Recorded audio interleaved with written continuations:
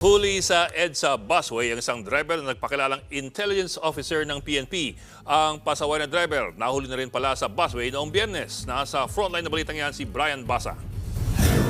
Huli ang itim na SUV ito sa EDSA busway sa Main Avenue sa Quezon City. Dumaan sa busway ang sasakyan kahit bawal ang pribadong motorista. Ayon sa Special Action and Intelligence Committee for Transportation, nagpakilala ang sinita nilang SUV driver bilang isang intelligence officer di umano ng PNP. Pero hindi naman PNP vehicle ang dala niya at wala rin siyang operasyon. Ayan, tinikita ng driver ng disregarding traffic sign. Pero hindi pala ito ang unang beses niyang pagsuway sa EDSA busway.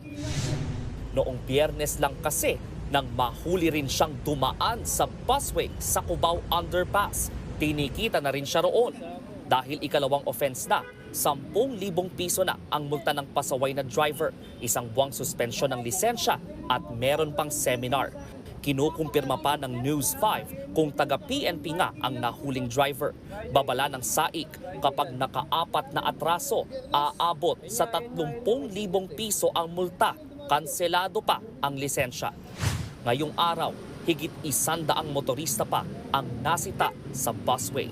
Nagbabalita mula sa frontline, Brian Basa, News 5. Mga kapatid, Ed Lingaw po, maging maalam at may pakialam sa mga napapanahong balita sa ating bansa.